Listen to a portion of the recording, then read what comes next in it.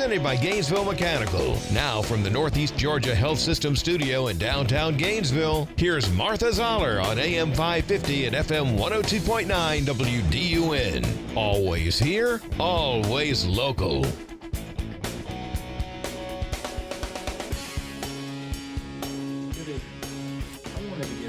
Quick update ahead of the winter storm that we're expecting this weekend. The National Weather Service put out a winter storm warning for much of north and central Georgia, starting tonight and lasting through tomorrow night. So it is the Martha Zoller Show, and I'm back. It's so good to be here. I don't want to scare you to think there's any more snow coming, but Puxatawny Phil did see his shadow, and so did Beauregard Lee. I think that means 6 more weeks of winter, but I think this is going to be a cold winter. They got snow in North Florida right now. There's still people out of power from the first ice storm. So, folks, I had a great week off. I was supposed to be on a trip, and it didn't pan out because of weather and canceled flights and things like that. And so I decided to take a staycation. And so I stayed at home. Tom Smiley did a great job. Thank you so much. But one of the things I did while I was off is I was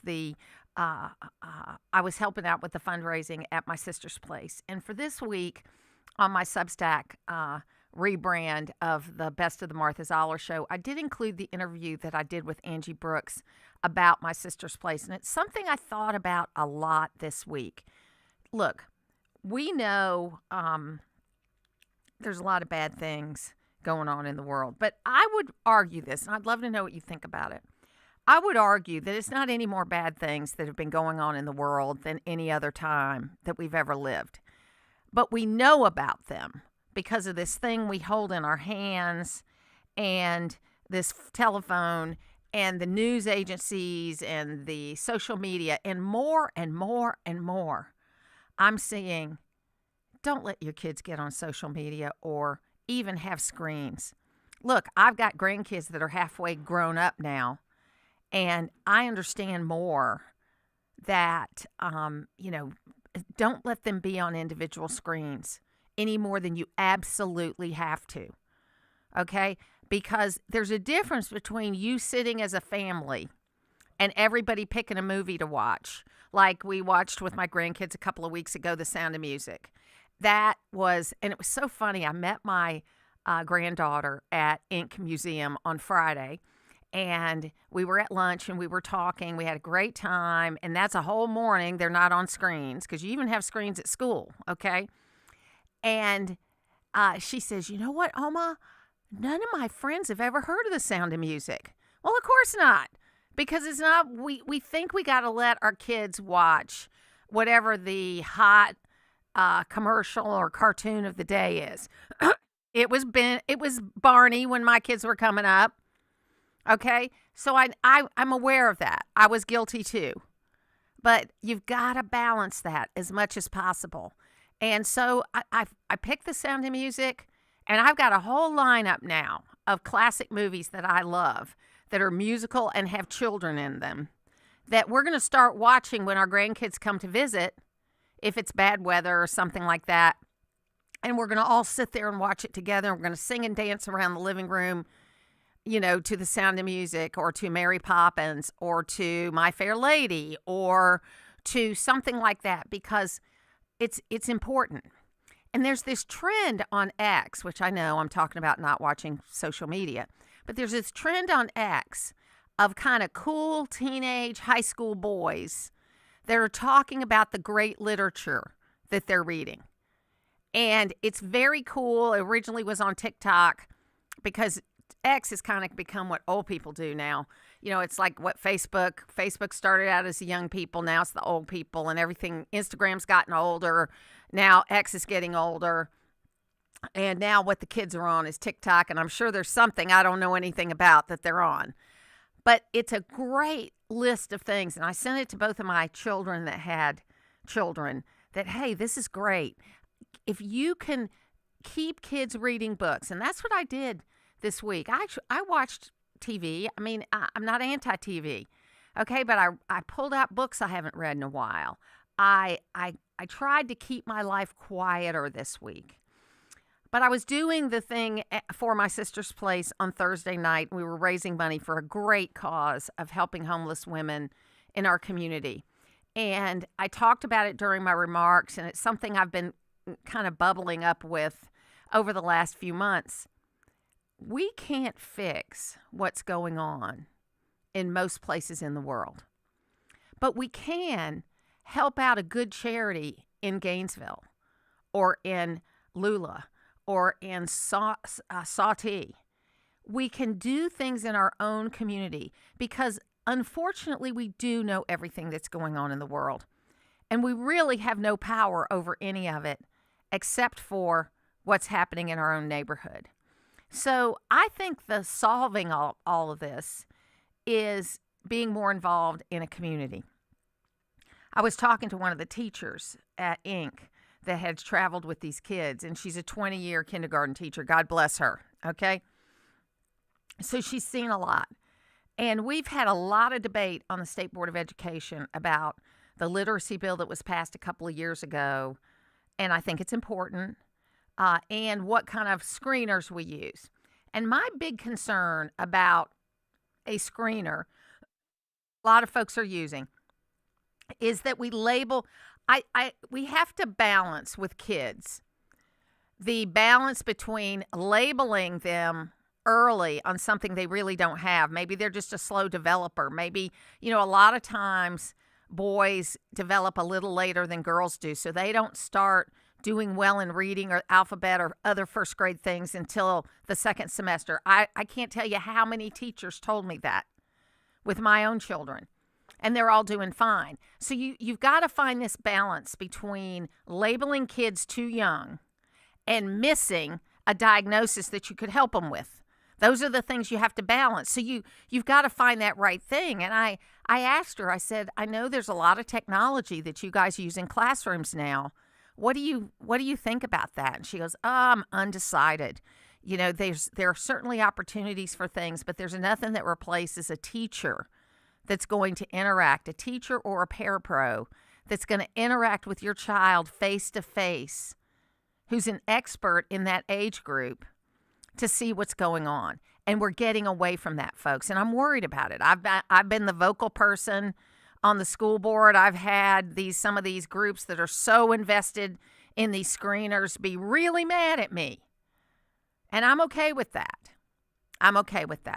Now, speaking of being really mad at me, and then we'll get to the regular issues of the day. By the way, President Trump has said we're not going to help you in blue cities unless you ask us to and you say please. So I think you're going to see kind of what I laid out before I went on vacation, this idea that, okay, even though they're defying federal law, we'll go in and help the places that want to be helped, and we'll leave everybody else alone. And maybe that's the right way to go.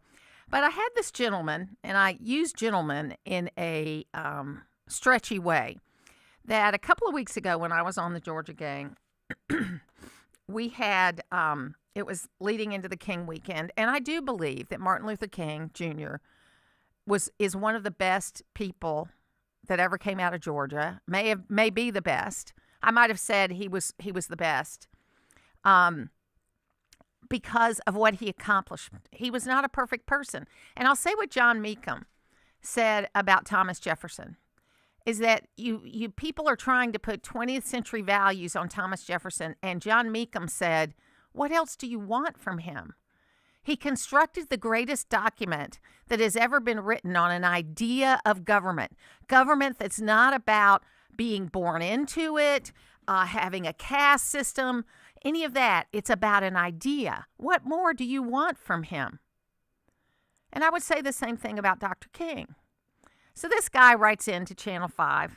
I won't tell you his name. I know what it is. I'm going to call him this week, though, because that's what I usually do when I get criticisms with contacts. I will actually call the person and, we'll talk about it. And it usually ends up well, honestly. But this gentleman,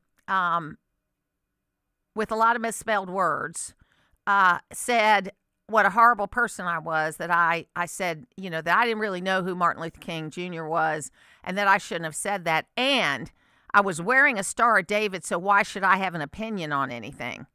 Now, I'm wearing a Star of David with a cross in it. He obviously, couldn't see beyond his own anti-Semitism than to make some judgment that because he thought I was Jewish, that I didn't have a right to have an opinion about that. So, I wear it as a badge of honor when a racist anti-Semite doesn't like me. I wear that as a badge of honor. Now, I'm going to call him, and I might find out, that's why I'm not mentioning his name, I might find out that that's not what he meant at all. But it didn't sound very good. We'll be back. When you need news anytime, day or night, get it from the source that's been delivering local news digitally for a quarter of a century. Go with AccessWDUN.com and the Access WDUN app, powered by North Georgia's News Talk, WDUN. You already know Gainesville Mechanical for their award-winning HVAC service, but did you know they handle plumbing too? Because plumbing problems never happen at a good time, you need a trusted, experienced team there when they do. From small leaks to major repairs, Gainesville Mechanical is here for you with 24/7 no overtime rates through their Customer Assurance Maintenance Plan. Proud to be named Best of Hall for HVAC and Plumbing, Gainesville Mechanical and Bryant, doing whatever it takes to keep North Georgia cool since 1989. What if I need to go into a nursing home? Will I lose my home? This is Kevin Tharp, Elder Law and Estate Planning Attorney, and I'm here to give you some good news. The short answer is no. You will not lose your home if you need to transition to a nursing home, but there's steps that you need to take. I've made it my mission in life to help folks in your situation, but you need to make the first call. Visit my website at kevintharp.com and learn how to get help planning for the rest of your life. Something new is coming to your neighborhood. This April, Exchange Bank is opening in Brazelton. I'm Anna Hollis, and for over 122 years, we've been Middle Georgia's community bank, offering our personalized service and our commitment to being a place where community matters. Now we're bringing that same commitment to Brazelton. We can't wait to be your neighbor and help your financial dreams grow. Learn more at exch.bank. Exchange Bank, member FDIC. Are you living with dry AMD?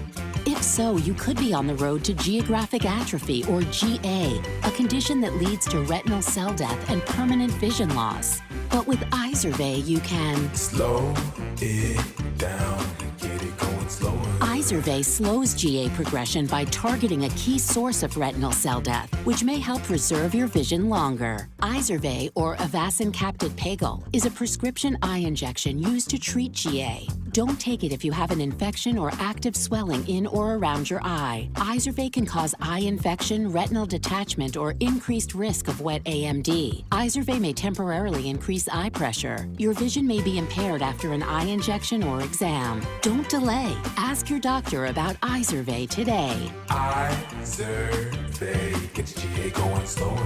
Visit Izervay.com. That's IZERVAY.com. Paid for by Astellas Pharma. Always here, always local. From the Access WDUN Hardy Chevrolet newsroom, one officer is killed, a second critically wounded during a shooting incident in Gwinnett County Sunday.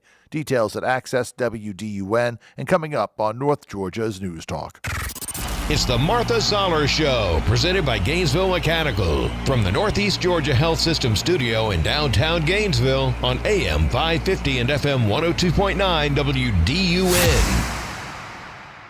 Nobody in this country should feel comfortable storming into a church while it's ongoing and disrupting that church service and thinking that we're just going to stand by and let that happen, because there is a statute that does not allow that to happen. It doesn't matter if you happen to be a former CNN journalist. It doesn't matter if you're a rioter. It doesn't matter if you think you're peacefully protesting. You are not allowed to do that. So that was the head of ICE, and Don Lemon was arrested on Thursday for the role he had in the church that was stormed about 2 weeks ago. And everybody, I mean, Jane Fonda, of all people, came out to speak up for Don Lemon. Jane Fonda is a traitor, and, you know, I'm happy that she's had a good life and everything, but she needs to keep her opinions to herself at this point in time.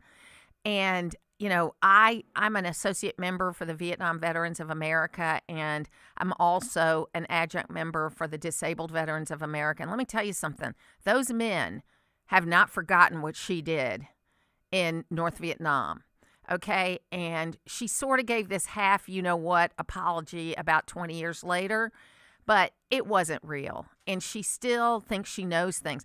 I mean, she did a podcast with Bill Maher recently, and it's clear she lives in a bubble. She has no idea what's going on. But what's interesting about this is that this redefining of what peaceful protest is. So, Logan, did they have that protest on Saturday, or because of the weather they didn't come? I did not hear anything about it, so I'm hoping they called it off due to all the weather. Okay, so they were going to have one of these anti-ICE protests in Poultry Park this past Saturday, and I didn't see any reporting on it, so I'm assuming it got canceled, and they'll probably do it the next time we have a sunny Saturday. But this redefining of what peaceful protest is. Peaceful protest, peaceful, the word, okay, is not people blowing whistles in your ear. Peaceful protest is not standing out in front of a hotel. This idea that because I don't like ICE, that I'm going to go to stores they might go to and say you can't sell anything to ICE. I'm going to hotels they're staying in and try to get people to keep from,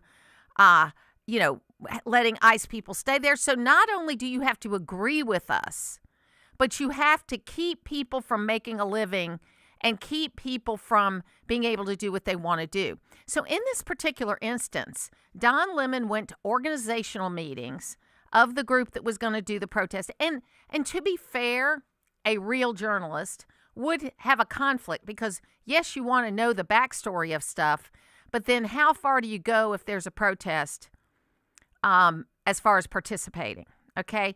You shouldn't be participating at all. You should be watching. If you were a journalist, you would be standing at the edge, watching, taking notes, that kind of thing. You wait till it's over, and then you start interviewing people. You don't insert yourself in the middle of it. And we have lots of precedent on this. So you have to look at this in this way. So he tries to say, I was just being a journalist. But now what we know from the grand jury and lots of eyewitness testimony, that he was blocking doors, keeping families from being able to get out. He was blocking aisleways. He was participating in the people that were yelling in people's faces. That's participating in it. So let me just tell you what a peaceful protest is. A peaceful protest is like what we see out here sometimes or in Poultry Park. They gather and they might do some chanting and they have some speakers and things like that. But really, bringing bullhorns and whistles and trying to break glass or do anything like that, that's not peaceful. Peaceful protest is what they did in Washington in 1963, where you had 200,000 people that came together for the civil rights movement. Peaceful protesting is just that, and I don't have a problem with that. But when you start following people home, to their home and chanting and blowing whistles and doing all that kind of stuff, that's not peaceful protesting. We've got to re-educate a lot of people. And you know what? Even though there are going to be people that said the president shouldn't get back or give up, and no one's left yet. I mean, Tom Hoban did a whole bunch of arrests, and there was no problem with any of them. So clearly, Bonvino, who I think was fired on Friday, and Kristi Noem is hanging on to her job for dear life, they did some bad things, and they did not follow protocol. I'm not going to say they didn't follow the law, because they were enforcing federal law that local people were saying they're not going to enforce. And I just want to ask you, how is that different than George Wallace not enforcing Brown versus Board of Education and allowing schools to be desegregated? Now, a friend of mine said because there's a morality involved. Do you not think there's a morality involved in desegregating schools? I think there is. And what you're saying is that you don't agree with who's being arrested by ICE. But here's what we know. There were 3,500 people that were arrested in West Virginia. You didn't hear a peep about it because the local law enforcement cooperated with ICE. They had detainers. They had subpoenas, they had warrants, they had all that stuff. They worked with local law enforcement. They went and got the individuals that were noted, and then, they took them off wherever they take them. This guy Bonvino, who was head of Border Patrol, he wasn't prepared for what he was unleashing, and he did a bad job, and that's okay. We're going to have people within administrations that aren't going to do the right thing, and we have to act on it quickly, and I think that's what the president has done. And I think really it was when Maria Bartiromo started talking about this going too far. He listens to her, and he listens to her closely. That's when he shifted gears. And I think he did the right thing. And last night he said, we're not going to go back into these blue cities that don't want us there. If they want us there, they're going to have to ask us, and they're going to have to say, please. Now, I'm torn about that because we shouldn't selectively enforce federal law. You can join us on the phones at 770-535-2911. We're going to look at all the issues of the day, but I think there are a lot of things that we need to talk about. And I don't think it's a problem. I mean, I think what President Trump is going to show is that he's going to clean up with cooperation of local law enforcement these cities. And Jacob Fry is going to learn a lesson. Those two people would not be dead if Jacob Fry and Tim Waltz had cooperated with the federal government when they wanted to come in and arrest people. That is the number one truth. That is the number one truth that led to all of this. You cannot sit there and say you're going to enforce laws or not enforce laws. Oh, and poor old Mamdani. He's got roads after 10 days that he hasn't cleared off. The garbage is stacked up. 14 homeless people died because he quit doing what Eric Adams did about bringing them in from the cold. He's having a bad first month of the mayoralship of New York. We'll be back.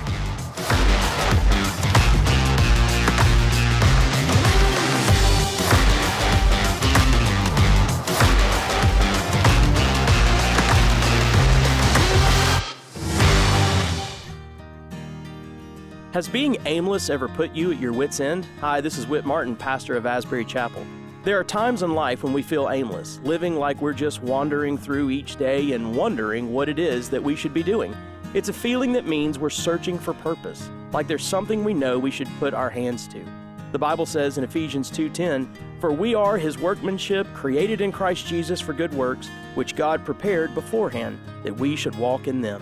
Christians find their purpose in the work of God. God has created us to do works that are good in His eyes, and such work rescues us from an aimless and wandering life. We can have confidence about what to do if we put our hands to the work God is doing.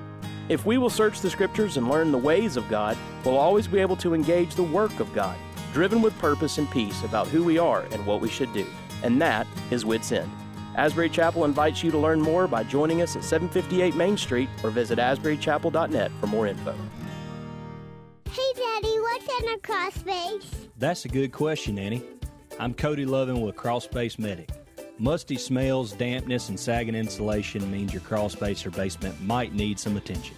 Our team quickly finds and fixes moisture problems, updates moisture barriers, and resolves structural issues, ensuring your home stays dry and comfortable. Don't let your crawl space problems affect your comfort, air quality, or property value. Visit crawlspacemedic.com. A healthy home starts from the ground up. Vern may have turned off the power, but she didn't stop the WDUN news team. Many roads throughout the region still remain treacherous and into the daytime hours due to the cold temps. Across the region in total, we're looking at a little over 31,000 outages. We're talking wind chills anywhere from 0 to 15. Always here, always local. We're North Georgia's News Talk. WDUN Gainesville, WDUN FM Clarksville, Gainesville. Always here, always local. It's 9:30. Fox News, I'm Therese Crowley. It's Punxsutawney Phil! The Groundhog's Day crowd roared again in shock when Phil declared 6 more weeks of winter abound. Staten Island Chuck agreed, but Woodstock Willie in Illinois predicting an early spring. The Carolinas and Southeast under a blanket of weekend nor'easter snowfall. 120,000 power outages persist from Mississippi and Nashville to Florida. The government on ice. Today, the House votes on the Senate bill to reopen the government with Democrats' efforts for an ICE code of conduct. House Speaker Mike Johnson tells Fox. We want body cameras on immigration and customs enforcement agents. In fact, in the bill that the Democrats are currently rejecting, we put $20 million into that legislation to allow for that. Johnson is confident he'll get the vote to reopen the government. Question is when. America's listening to Fox News. Always here, always local. From the Access WDUN Hardy Chevrolet newsroom, I'm Steve Winslow. A Gwinnett County police officer is dead. A second critically wounded during a Sunday shooting in Stone Mountain. Both Gwinnett County police officers were shot at around 7:30 a.m. while investigating a fraud claim at the Holiday Inn Express Hotel on East Park Place Boulevard. Gwinnett County Police Chief James McClure said during his press conference, "We know that the life of an officer was taken, so that you would be looking potentially at a murder charge. There will be a host of charges that are to come. The GBI will determine the appropriate charges." Chief McClure calls the attack that killed 25-year-old officer Pradeep Tamang and seriously wounded Master Police Officer David Reed unprovoked. 35-year-old suspect Kevin Andrews was also wounded in the gunfire. A University of Georgia student is dead following a single-vehicle wreck in Athens, Clark County last week. Police there were called to the 300 block of Peabody Street on January 28th. Initial investigation revealed the 2018 Toyota Tundra was parked on the street while the driver, a 21-year-old UGA student from Texas, was standing outside of the driver's door. The vehicle reportedly began to roll in reverse, striking and rolling over the driver. And a Saturday house fire in Habersham County is under investigation as crews were called to Hazel Creek Road in Mount Airy just before 3:30 Saturday, and upon arrival observed heavy fire and smoke coming from the home with live power lines. No injuries were reported. More news at Access WDUN. Now here's your Access WDUN weather forecast. Lots of sunshine, mid-40s for highs after a cold start this morning. Partly cloudy and cold again tonight, upper 20s by early tomorrow. From the Access WDUN Weather Center, I'm meteorologist Holly Strano. In Swanee, 28 degrees, Pendergrass, 29, and in Gainesville, 27. From North Georgia's News Talk, AM 550 and FM 102.9 WDUN. On-time service and experience matter for your home's heating and air system. For more than 40 years, Conditioned Air Systems has been North Georgia's solution for residential HVAC installation, maintenance, and repair. Family owned and operated, we deliver the highest quality service on any brand and model with no hidden fees, promising 100% satisfaction guaranteed. Comfort you can feel, quality you can trust. Visit conditionedairsystems.com to schedule an appointment. Some car dealers want to sell you a car. At Hardy Chevrolet, we'd rather help you find the vehicle that's right for you. This is Mike Cornelio. We call it the Hardy Chevrolet difference. Since you're the one who will be in the driver's seat of that new Chevy, we think you should be in the driver's seat when it comes to making the selection. It's like Charles Hardy always said, "We love you and we need you." Together, let's drive. At Hardy Chevrolet, Browns Bridge Road in Gainesville, online at hardychevrolet.com. Use the Access WDUN Talk and Text line, presented by M&R Rental at 770-535-2911, and be part of the conversation. From the Northeast Georgia Health System studio in downtown Gainesville, it's the Martha Zoller Show on AM 550 and FM 102.9 WDUN. Against all reason, my mother and I survived. As we left Auschwitz, walking hand in hand, she whispered and said to me, "Remember," she said, "remember, I was 6.5, and I remember it every day of my life." Now, 81 years later, much of the world has turned against us. I walked out of Auschwitz thinking I'll never have to be afraid again to be Jewish. Never again. But here we are. This is exactly how it began right here in the 30s. It just began just like that. Anti-Semitism has not disappeared. It has adapted. It is the Martha Zoller Show, and the last body of the last hostage held in Hamas was returned at the end of last week. They moved his grave 7 times to keep the IDF from being able to recover him and bring him back. This lady walked out of Auschwitz at 6.5 and survived. And so that would make her about 90 now, in that neighborhood. You can hear the pain in her voice. Anti-Semitism has not gone away. It has adapted. Now, here's some good things that are happening. You can join us on the phones at 770-535-2911. You can also text us at that number. But here's some good things that are happening. You've got Western countries in Europe that are making statements. First of all, some are electing conservative leaders, like Meloni in Italy. I think it was Costa Rica elected a conservative woman in Central America over the weekend. We're getting more conservative people coming in, and we're getting a real discussion. Not these kinds of discussions where you have to believe like I believe or you're crazy. I'm talking about a real discussion where, I believe it was in Poland, or might have been Belgium, their prime minister said, look, it is okay to say we want certain types of people to immigrate to our country. And he was talking about how Islamic immigrations, these radical Islamic immigrations, are not compatible with a democratic society, because the idea should not be they come here and they go on services and they get taken care of. And for anybody, black, white, brown, I don't care. If you're going to have someone immigrate here to your country, you want them to be able to be a productive member of your society. I go back to, I think we've gotten so soft, man. If in 1950 we had snow like we had here, I guarantee you kids figured out how to get to school. I bet you they didn't close the schools back then. Now we're so afraid of bad. We're trying so hard through government to prevent anything bad from happening that we're making people, anxious all the time. Weather sells, man.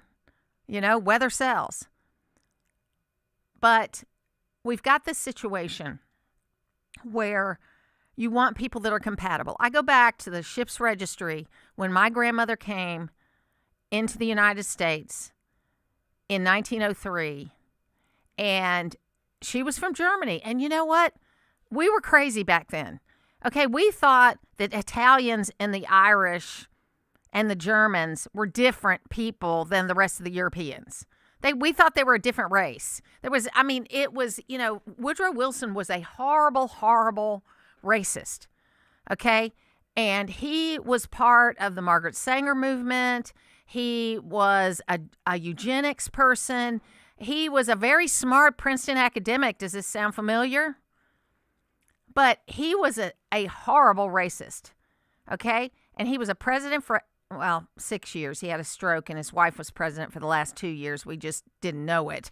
But he was this horrible person, and that's during the time when a lot of pushback about all the immigrants that were coming in, because from 1880 to about 1920, there were 1 million immigrants a year coming through Ellis Island. And at that time, we only had 6 ports of entry.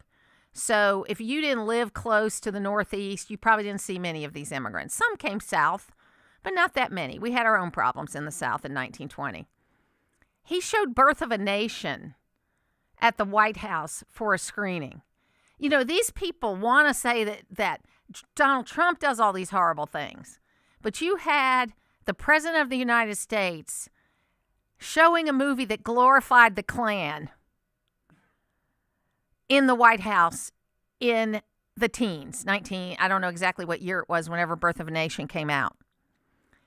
And Birth of a Nation was an important movie because it was a full-length movie, and we were just beginning the movie world, but it was about the Klan and how great it was to have the Klan saving everybody across the South. It was not a good way to think about things. They also had the Bonus Army that came and protested on the mall, and Colonel MacArthur was called out to disperse it, and he killed a bunch of veterans. Okay, so there were bad things happening. compare those kinds of things. This is why we need to know history to what's going on now. And it's still, I hate to say it, the violent stuff is happening on the Democratic side, because all through Reconstruction and after, it was Democrats that were doing all the violent things to black people. It was, we got to know, it's Black History Month. We need to know that history. We need to know that history. But we are in this situation where, people were coming in 1 million a year, and there was no, quote, immigration policy at that time. That started in 1924, where they basically shut down immigration until 1964. I mean, the numbers were like 100 per country, that kind of thing. It was crazy. But my grandmother was asked where she was from. Did she have a job? If she didn't have a job, did she have money for transportation to get out of New York? Was she an anarchist? Now, I always think that's funny. Like, if you're coming in and you're anarchist, you're going to say you're an anarchist? Probably not. But they took the time to ask these 10, 12 questions to each person so they could be sure they got the right kind of people in here that weren't going to be a burden on the society. And now we've just taken it totally to the crazy conclusion of what is happening in America, where we're just letting anybody in. And we ought to have, this is why I like the RAISE Act that David Perdue did.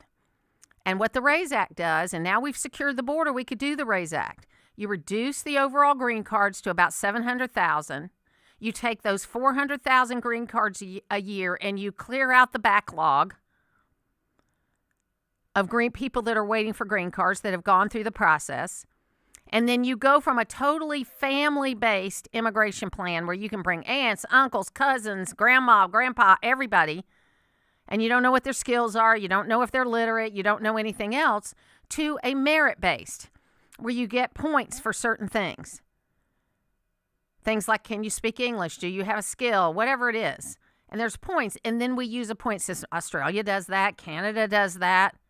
Plenty of countries do that. We're one of the only ones that don't.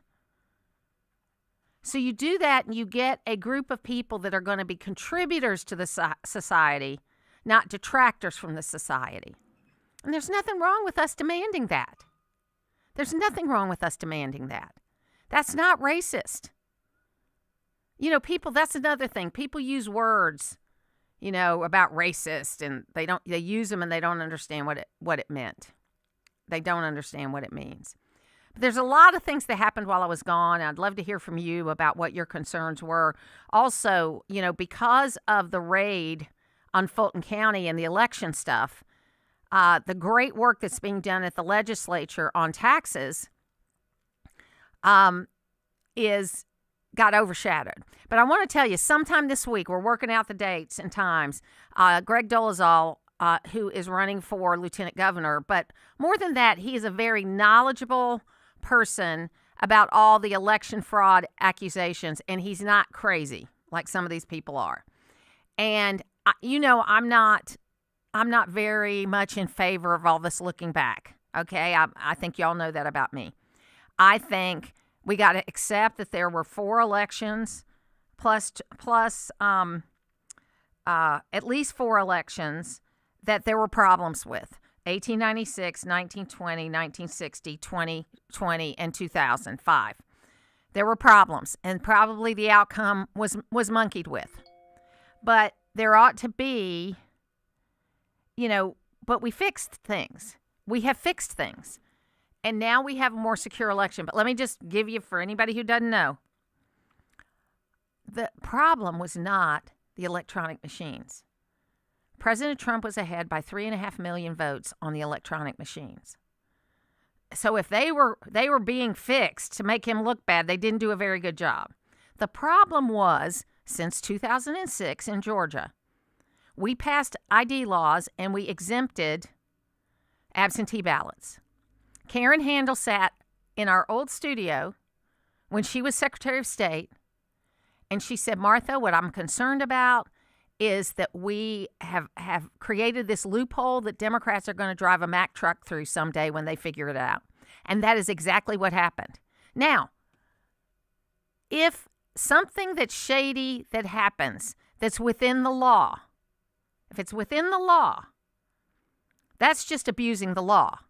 That's not corruption. That's not any of that stuff. It's that we had a huge loophole in the law that we were responsible for because we didn't address it because Republicans voted absentee in 2006. No Democrats voted absentee in 2006.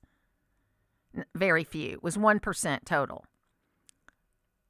So instead of us working on this the right way, we let this big loophole sit there. And then because of the perfect storm of COVID, lots of experienced poll workers quitting or not wanting to come in because they didn't want to get sick and they were older. And we scared that's a whole nother story. We lied our teeth off during COVID about what people should and shouldn't do. And then you had this absentee ballot thing. And look, Brad Raffensperger is probably excluded from being governor because, he had a part in this. The one single thing he did that makes him culpable is the fact he sent the applications for absentee ballots out to every single voter. And so that created some duplication. I'm sure there was some duplication. If you're not required to use ID, it was probably more likely that someone that voted in person on the electronic machine also had an absentee ballot that got counted than it was anybody monkeying with the electronic machines, except in Coffee County. And we still have to deal with that situation in Coffee County where there was a person that gave access to the machines to somebody who was going to try to hack it. Now, we still don't know if he was successful at it or not. So we're going to have Greg Dolezal on because I think he can address it a lot more open-mindedly than I can. And I admit that I'm over it. But the sad thing about it is that it overshadowed the really good work that Speaker Burns was doing related to property tax. Now, it's still going to get done, but most people aren't going to know about it. You can join us on the phones at 770-535-2911. You can also text us at that number, and we look forward to hearing from you. We did great in the snow. I don't know about you, but I had a great time. Did you get to play in the snow at all, Logan? Not really, no. Were you working all day? I worked the Saturday morning, so when it first started. And when I came into work at 6:30, it had just started coming down, right? Just a couple of sprinkles, nothing too bad. When I left at 10, the roads are already getting iced over and messed up. So that was an experience. But, I mean, we got... I think we got around maybe 6 inches or so in Gainesville. We got hit hard. We got 4 up where I live in North Hall. Yeah. And there were some drifts that were deeper, of course, kind of thing. It was so funny because my dog is a St. Bernard, and generally St. Bernards love wet and cold. Oh, yeah, that's their... But while it was snowing so hard, she got out and she went on it and she jumped up because she wasn't expecting it. And then she wanted to come right back in the house. I mean, literally, I had to go make her go to the bathroom. No, because, yeah. she did not want to be out there. But once it quit snowing and it was just like pretty snow, she went out there and ran around in it and loved it. She loved it. Yeah, for our dog Corduroy, who's 16 pounds and is barely tall enough to get through the grass, let alone any snow, he was not a fan. He was in and out in about a minute flat. Well, we did all right in the ice. We didn't lose power, and that was kind of it wasn't really overplayed because a friend of mine who is a lineman said that they were expecting the worst hit to be like Habersham County, right, near the Lumpkin County, mountains. and all that. And as usual, we're kind of on the edge. So we didn't have, our power didn't go out. That's like the number one thing. Our power didn't go out. We had drawn the bath just in case the well went, because if the power goes out, the well goes out and you need water. I always keep gallons of water underneath the sinks in my bathrooms because, you might have a situation where you need some extra water in the tank. You never know. You never know. So I always do that. But I did fine until Wednesday. On Wednesday, I had to go somewhere, and I went to go take my dog to their pen, and that's a very shady area because in the summer we want her to stay cool, And so there was ice, but I didn't realize with all the thawing and freezing that it was like a solid sheet of ice. Yeah. It was a heavy, and she went in ahead of me, and I saw her slip a little bit, and so I still stupidly went in. And I was holding a bucket of water because all of her water was frozen over. I mean, her water is like block ice. Right. And so I slipped and fell, and I'm on the ground. My arm is killing me. I realized I did not have my phone with me, so there wasn't anybody that I could call. And so I'm thinking to myself, it took me a couple of minutes of going, okay, how do I do this? How do I get up so that I don't slip again? And so I did. I got myself on all hands and knees, and then I was able to get over to the doghouse and pull myself up, and then I got out.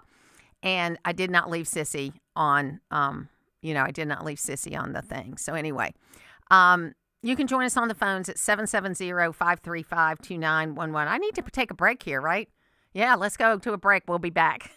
And the schools and the agents, they have ruined college sports. It's insane. It's Todd Starnes weekdays at noon on North Georgia's News Talk, AM 550 and FM 102.9 WDUN. Start your engines and let's get ready for grass cutting season. Now's the time to visit the guys at Howard Brothers and learn how you can upgrade your Exmark mowing fleet or get your existing fleet in tip-top shape before the work starts. Exmark's Turf Tracer, Radius, Laser, these are all mowers designed with you, the professional landscaper, in mind. You can be confident that your job will be done to perfection with an Exmark mower. The grass is always greener when you take care of it with Exmark and Howard Brothers. Matt Hayes here from Hayes Chevrolet Buick GMC Cadillac in Baldwin. Check out the new savings event here at Hayes. 2026 Chevy Trax for only $24,990. 2025 Chevy Suburbans for $11,000 off MSRP. Or best of all, a 2026 Chevy Silverado 1500, $10,000 off MSRP, including trades assistance rebate. Ask about our free lifetime powertrain warranty and come check out these deals and more at Hayes Chevrolet Buick GMC Cadillac in Baldwin.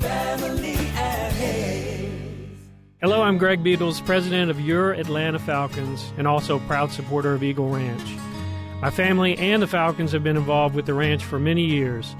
Eagle Ranch has expanded its services to meet the increased needs in our community, to include outpatient counseling, a day school program, a residential program, and other therapeutic services that are both affordable and accessible. Learn more at eagleranch.org. That's eagleranch.org. When it comes to estate planning, the way your home is deeded matters more than you might think. There's a right way and a wrong way to do this, and the right way for you depends on your situation. Hi, I'm Haley Brock, attorney and owner of Kimbrough Law. The two most common ways to hold property ownership in Georgia are joint tenancy with rights of survivorship and tenancy in common. Which option is best? It depends on your goals and your situation. Problems happen when you focus on one goal, such as avoiding probate, while overlooking another equally important goal, such as making sure a portion of your property passes to children from a first marriage. It's vital to identify all your goals and then create an estate plan to achieve them. Kimbrough Law can help. Contact Kimbrough Law at 706-850-6910 to schedule a confidential consultation or visit kimbroughslaw.net. That's 706-850-6910 or kimbroughslaw.net. Always here, always local. From the Access WDUN Hardy Chevrolet newsroom, a head-on collision in Northern Hall County results in 3 people being hospitalized Saturday evening. Details at Access WDUN. And coming up on North Georgia's News Talk. It's the Martha Zoller Show, presented by Gainesville Mechanical. From the Northeast Georgia Health System studio in downtown Gainesville on AM 550 and FM 102.9 WDUN. Why is John Ossoff voted every single issue 98% for Joe Biden? I'll tell you why. The only thing he cares about is getting reelected. Yeah, you can't right. tell me he actually believes all those things he voted. I just don't believe that. He's worried about getting reelected. He's got a war chest of money. He's already raised $25 million from money from all over California. It's coming out of state. Yeah, it's all out of state. And you know what? We got to keep Georgia. Yeah, it is the Martha Zoller Show. And I've been pointing this out that Senator Ossoff raised $43 million and he has $25 million on hand, which means in an uncontested primary, he has spent $18 million already. That just shows a guy that doesn't know how to manage money. I don't know. So Logan, we got a text message? Yes, we did, from James Incoming, who, talking to your point about immigration points and how they use that in Canada and whatnot, and you saying that they should maybe bring it here. He says in a text saying, screening with questions will no longer work. Many people no longer have integrity. Mm-hmm. And, that's possible. And you can't do questions. I agree. You can't do like my grandmother did, okay, because she filled it out. And really, back then, I'm sure people lied about whether they had money or not because they didn't want to be sent back, okay? So you always have an integrity problem. But you can, test people, see if they're literate. I mean, heck, why not? I think that's important that we do those kinds of things. And I hope that we will get to that point. Now, we've really shut down the border. And really, that means we can focus on the green card folks. I met a girl at the Ink Museum whose family is a mix of immigrants and American citizens and different kinds of people. And, as far as status goes. And she was there with her niece. And I thought it was interesting to hear her perspective because she's got a lot of her family members that are caught up in this H-1B problem where you're working for a company on your H-1B visa, your green card is delayed because they got a huge backlog, and so you can't change jobs because it's your employer that holds that visa. So it's kind of like you're an indentured servant. You can't get a better job, your wife can't work or your husband can't work, and it's a real problem. So she thought it was a great idea because she had a number of members in her family that are in that situation. I just want us to get back to, and I'm really encouraged with some of these candidates that I'm seeing for Congress because they're at least talking the line that we've got to change how we do things.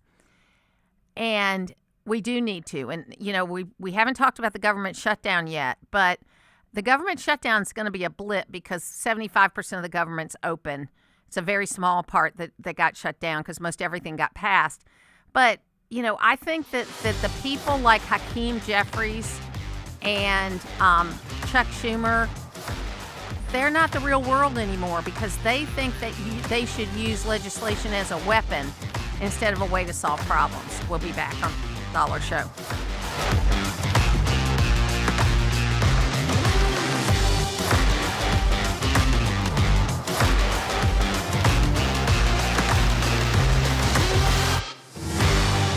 What if I'm survived by a spouse with dementia or in a nursing home? Will they be protected? This is Kevin Tharp, elder law and estate planning attorney, and I've been helping people in your situation for over 35 years. And I can help you protect your loved ones when the time comes. But you need to make the first call. Visit my website at kevintharpwithane.com and learn how to get help planning for the future of your loved ones. That's kevintharpwithane.com. As a mom, comforting my family is what I do best. Vicks Vapor Stick provides soothing, non-medicated Vicks vapors in an easy-to-apply stick, and it dries fast, so there's no mess. I use it to comfort myself and my family. Thanks, Mom. Vicks Vapo Stick, soothing comfort for the whole family. And try Vicks Vapo Shower Max for steamy Vicks vapors when you need more comfort for yourself. Use as directed. Hey, can you blow up some balloons for Jack's party? I can't. I'm so congested. You need Sinex Saline from Vicks. Sinex Saline nasal spray? Yeah, just Sinex. Breathe. Sinex Saline instantly clears everyday congestion associated with colds and year-round allergies with a gentle, ultra-fine mist that's no mess and easy to control. Daddy, we need more balloons. On it. Enjoy life's important moments without congestion. Try Sinex Saline from Vicks. Just Sinex. Breathe. Use as directed. WDUN Gainesville, WDUN FM Clarksville, Gainesville. Always here, always local. It's 10 o'clock. Another big ice out protest in Minnesota.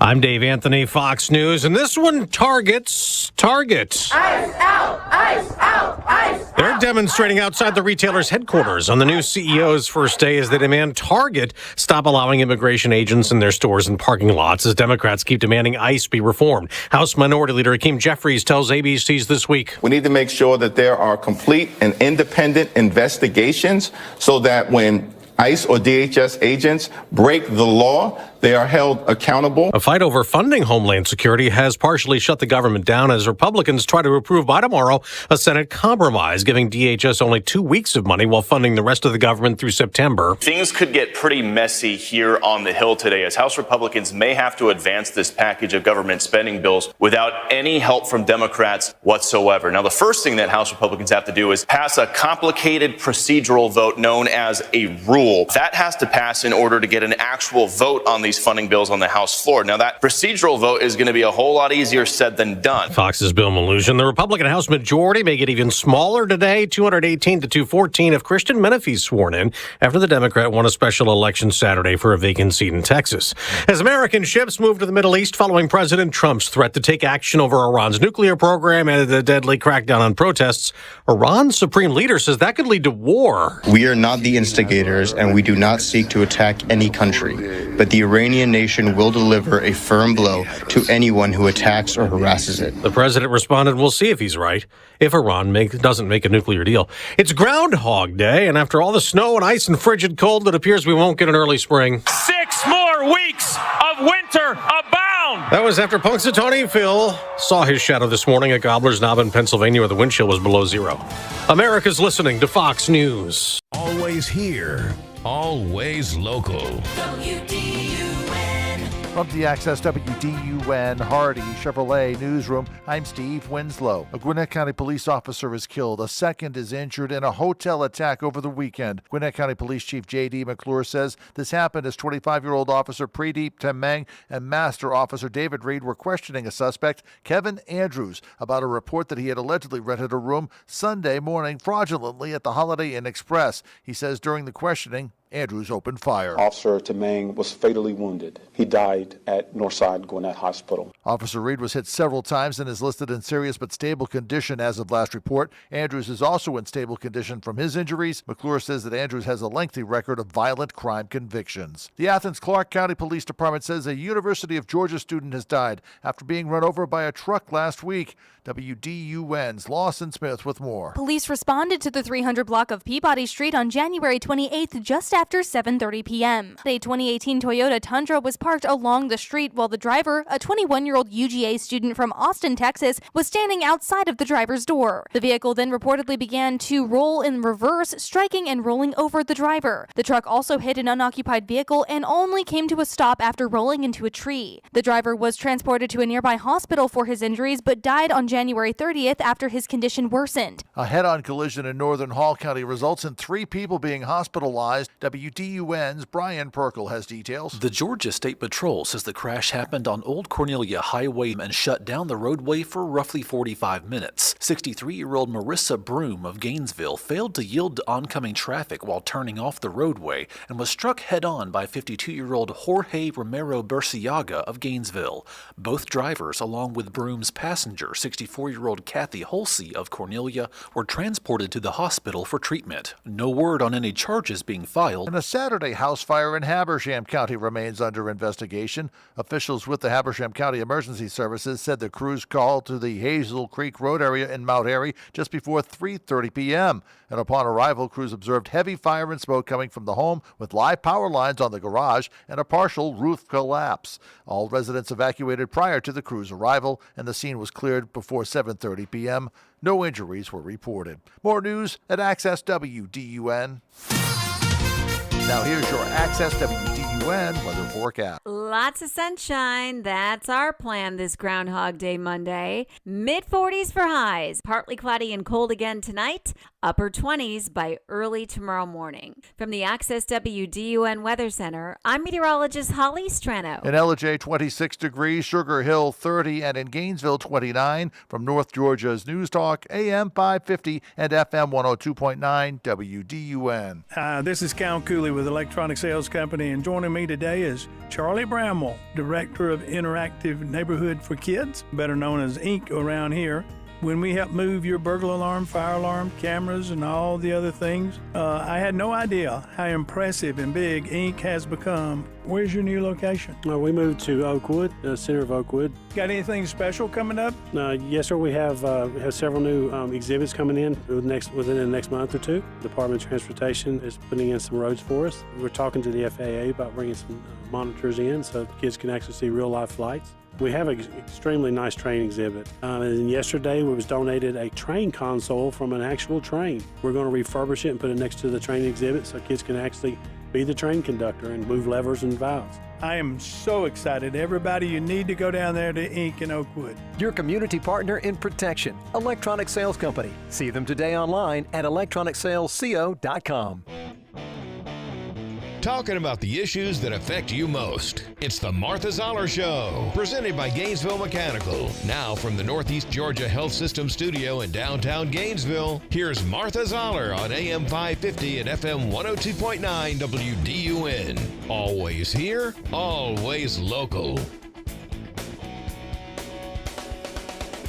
Nobody in this country should feel comfortable storming into a church while it's ongoing and disrupting that church service and thinking that we're just going to stand by and let that happen, because there is a statute that does not allow that to happen. It doesn't matter if you happen to be a former CNN journalist. It doesn't matter if you're a rioter. It doesn't matter if you think you're peacefully protesting. You are not allowed to do that. It is the Martha Zoller Show, and look, we got a lot of talk about free speech, how news is covered. You know, you kind of fold AI into there, and I have gotten to the point where I check everything. Even from trusted news sources, I check everything that I read. Louis Cornelio is the assistant editor for Media Research Center Free Speech America. And we're going to talk a little bit about this. And I'm going to focus on one issue, and then we'll talk about a broader issue. Is that in the coverage on Minneapolis, the four big news apps were 86% negative coverage of ICE and what they were doing. And, you know, it's a problem if you don't get at least a balanced side of things. So, Luis, thank you so much for being with us today. Thank you for having me, Martha. So have we just forgotten how to do news? And kind of a two-part question. Are we seeing any difference at CBS now that Barry Weiss is there? Well, I'll tell you this. I don't think we have forgotten how to do news.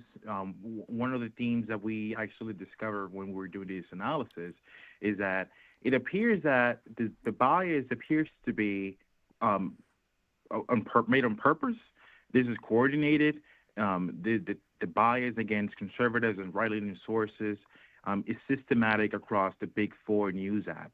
So, I mean, these people know how to actually report the news and, you know, present a fair picture of, you know, whatever topic. But these people, these big tech companies are curating their feeds to brainwash Americans into believing whatever, you know, these big tech companies and the left wants Americans to believe.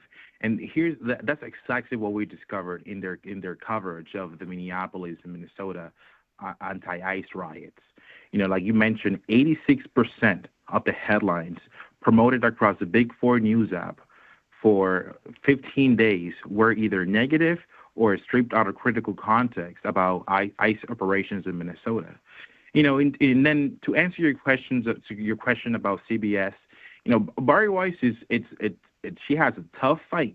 And, you know, remember that CNN had an executive who tried, I think for a few months, who tried to make CNN less biased. Guess where the guy is now? He's no longer at CNN. So, you know, she has an uphill battle. She has to battle, you know, woke journalists, you know, self-proclaimed journalists at CBS News. And that's not going to be an easy fight. You know, she's only one person, but then she has to fight this massive, you know, movement that has just infiltrated the elitist media nowadays. You know, because I love the work that she does, and certainly she's not a conservative. Okay, she's very, I would say she's center left. Okay, and I guess compared to some of these wokies that are at these agencies, she seems conservative to them. But But she does use old school journalistic practices like what I was taught in school. I went to the Grady School of Journalism at the University of Georgia back in the 70s, and we were taught how you report stories. We were taught that if you had an unnamed source, you had to find 3 other sources that verified what your unnamed source was saying before you could go with it. It's the journalistic standards of wanting to get clicks more than being accurate is where the problem we have. You're right. And here's what we discovered across this Big 4 news app. 86% of the promoted stories about Minnesota and Minneapolis came from leftist sources, and just 3% came from right-leaning sources, or what people might consider conservative news sources. But even out of the 3 stories that came from right-leaning sources, one of them was critical about President Donald Trump, and it was about Joe Rogan, sounding the alarm about potentially aggressive tactics employed by ICE in Minneapolis. So even though they're selecting 3 right-leaning sources, they're making sure that out of the 3, 1 is critical against President Trump. And look, President Trump did say something yesterday on Air Force One where he said something like he's not going to go into the cities that don't ask him to come in, and they need to ask nicely, and that he's just going to work with the cities that want him there. And I'm conflicted about that, if you want to know the truth, because on the one hand, we should be enforcing federal law, and local agencies ought to cooperate with the people that are enforcing federal law. The reason why we don't see these kind of stories in Georgia is because in most localities, local law enforcement cooperates with ICE. We've had ICE and FBI folks coming in and out of our local sheriff's department for 30 years. And that's why we don't have gang members. I mean, we've been able to keep the gang situation under control. We get people out of here through the jail system as opposed to having to do, quote, raids, okay? But then just the difference between how President Obama's implementation of federal law related to immigration and how President Trump's implementation is covered is just enough to make the case of how unfair they are, because Obama was much worse as far as deportations than President Trump has been, but nobody heard about it. In fact, they cheered what he was doing. That is true. At the time, there were people who were saying that, Barack Obama was, sort of like fabricating the numbers by claiming that people who were just denied entry at the border, which were not that many, were being counted as deportations. And look, there are some disagreements on that. And, here I could tell you this about what President Trump said, aboard Air Force One over the weekend. This is a president that I know cares about the American, he cares about Americans. And when he sees news about people being killed, whether it's justified or not, this is a president who actually cares about, Americans' well-being. So I'm not surprised that he might be considering taming down the temperature. But the problem here is that, it doesn't matter how good and how nice you portray yourself to the Democrats and the left. These people just don't care. There's not enough nice sentences, there's not enough nice rhetoric that will make them happy. These people view him as evil. And we see this when they compare ICE to, Gestapo and the Nazis. Like, come on now. Yeah, I listened today to a woman who was liberated from Auschwitz. She was 6.5 years old when she was liberated, so she's about 90 now. And she said anti-Semitism is not gone, it has adapted. And I think it's sad that people are using, when I was growing up, I'm older than you are. When I was growing up, there was nobody in our country that's a Nazi, unless it was a real Nazi, okay? You didn't call somebody a Hitler. Those were just lines you didn't cross. And now it's used so commonly that the words don't mean anything now. And but they do mean something really important. I mean, the Nazi way of doing things is not what we're doing here, okay? And to use it is a betrayal of what actually happened with the Holocaust. It is 100% a betrayal, and it's getting even worse. I mean, nowadays they're not even comparing ICE to Nazis anymore. What they're doing is that, I'm not sure if you saw this, I think it was on Friday or on Thursday, when self-described comedian Stephen Colbert said that it was not fair to compare ICE to Nazis because at least the Nazis were willing to show their face. I mean, can you imagine? Nowadays, they're not even trying to compare them. They're saying, well, it's unfair to the Nazis to compare them to ICE because ICE they're much worse. So, I mean, this is just egregious, sickening. So Don Lemon is going to be on Jimmy Kimmel, I think, tonight. So what are your thoughts about that whole story? Well, I can tell you this about, Don Lemon. I mean, this is a man who have described himself as a journalist. He has hidden his activism and partisan politics behind the title of, like I mentioned, a journalist, a reporter. I mean, this is a man who the Media Research Center has exposed as a leftist partisan hack for years. And the documentation is there. I mean, I know some people on the left get angry when we make these affirmations. They can go and read Newsbusters. We have documentation, article after article, exposing how radical and leftist, Don Lemon has been for the years. The difference now is that he just realized that he's not able to, break the crimes and just cry. I'm a reporter. I was just documenting what people were doing inside City Church in St. Paul, Minnesota. Well, no. You were embedded with this left-wing activists before they broke into the church. You were harassing the pastor by asking these antagonizing questions when people were clearly traumatized by what just happened. And the DOJ recently released documentation alleging with some sickening allegations. Apparently, some parents were blocked from picking up their children from Sunday school. I mean, people were blocked from exiting the church. There was a person who apparently shouted at one of the children, "Did you know that your parents were Nazis?" I mean, at first we thought, well, they were just protesting and being loud inside the church. No, this amounted to, it appears to me like almost like a terrorist attack, in my opinion, because his children were being traumatized. Well, and honestly, I think the biggest challenge is when you look at this and this redefinition of peaceful protest. Peaceful protest is when people gather and maybe they chant, maybe there's a few speeches, but they're not getting in people's faces. They're not blowing whistles. They're not, throwing things on them. I mean, that's not peaceful protest. And, they're just trying to redefine it, that we can do anything we want because we're mad. And that's just not the way our society is. Luis, if people want to see more of your work, how can they do that? They can go to mrcfreespeechamerica.org or the mrc.org. Absolutely. Thanks for being with me today.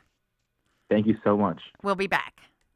Everyone wants to live a rich life, especially in retirement. Join Rich Life advisor Bo Henderson for the Rich Life Retirement Show, where the math shows you the path. Sundays at 12:35 on WDUN. Rise and shine with M&R Equipment and Rental. Your project success is our first job of the day. Whether it's landscaping, construction, or home renovation, we've got your back with our wide range of high-quality tools and equipment. We make starting your day easy. Simply pick your tool, choose your rental period, and get down to business. No job is too big or small. From saws to skid steers, we've got you covered and at prices that won't break your budget. Visit us at mnrrental.com. We're here to help you build a brighter tomorrow. We're talking with Mike Robertson of Oakwood Tire and More. And Mike, I understand you guys have moved. Where can we find you? 3440 Mabry Road, which is right off of Mountain View. Still offering the same services? We won't be doing alignments, but we'll be doing tires. Tires, brakes, batteries, tune-ups, those kind of things that normal maintenance repair. Sounds good. Give us the address one more time. Make sure we don't miss out. You can find us at 3440 Mabry Road at oakwoodtire.com or even the same phone number, 770-535-0943. Hey there, it's Cody Lovin, owner of Crawl Space Medic. Is your crawl space giving you trouble? Maybe it's moisture, structural issues, or even foul odors? Don't worry, my team and I, we've seen it all. At Crawl Space Medic, we specialize in crawl space repairs, encapsulations, and basement waterproofing, ensuring your home's foundation stays solid and protected. We're all about delivering top-notch service you can trust with solutions that last. Give me a call at 706-410-2400 or visit crawlspacemedic.com for a free evaluation. It's WDUN's Bill Main, and you've heard me talking about our trip to Portugal this September 28th. We've teamed up with Colette and Peach State Bank and Trust again for an unforgettable travel adventure. We'll spend multiple nights in charming Porto and the amazing Algarve coast. We'll walk cobblestone streets and cruise the scenic Douro River from the colorful capital of Lisbon to the stunning whitewashed villages of the Algarve. We'll savor the wonderful foods, bask on beautiful beaches, and even tour a family-owned cork factory. And that just scratches the surface. So join me for a special informational lunch meeting at Peach State Bank and Trust in downtown Gainesville, Thursday, February 5th at noon. Lindsay from Colette will be there to answer all your questions. But if you want to find out more right now, call Colette at 800-581-8942 or log on to WDUNtravels.com where you can also sign up for that meeting. And we'll see you there. Let me show you the world. Come away with me. Presented by WDUN, Colette, and Peach State Bank and Trust. Always here, always local. From the Access WDUN Hardy Chevrolet newsroom, a fire in Habersham County Saturday afternoon leaves heavy damage to a Mount Airy home. Details at Access WDUN and coming up on North Georgia's News Talk.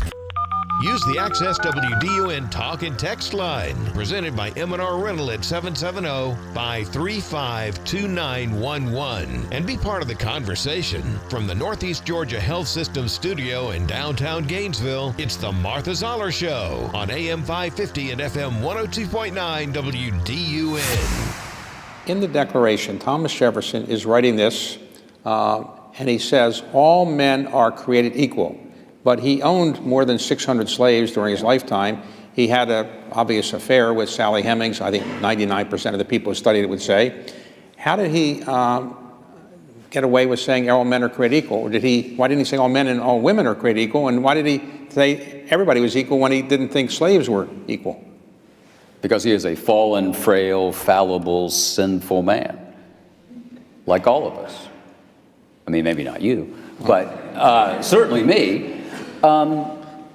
You know, my friend, I'm sure our mutual friend, Annette Gordon-Reed, has a marvelous answer to this. What do you want from one guy? Right. Right? How much do you want? He articulates a vision of human liberty that helps drive a patriotic experiment. There's a difference between nationalism and patriotism, right? Nationalism is allegiance to your own kind. Patriotism is an allegiance to an idea. He gives us the idea. And the limitations are deeply regrettable. That's not even the right word. They're horrible. They're tragic. But, it's easy for me to say this. Look at me, right? Things work out for me in this country, right? But the point of the country, the point of the sentence, is that it's supposed to work out for everyone. And that's American history.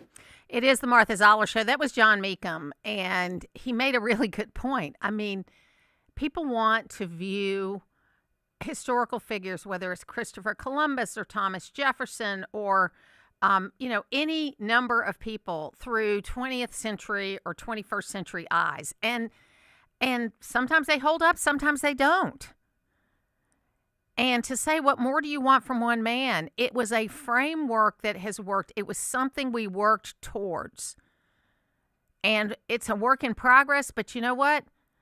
It's still a lot more people trying to break into this country than to get out. In fact, I don't know of anybody that wants to leave this country willingly. There's a few celebrities, who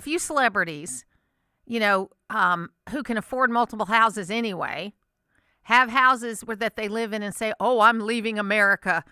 and then they're back in a few months, or they still have their houses in LA. That's not leaving America. That's just going to another place for a few months because you can do that. And so we're coming up on a really important thing in America 250 over the next few months until we get to July 4th. And I'm sure it'll go on after, with all the other things that are happening. And I'm looking forward to the Winter Olympics really kind of uniting some people.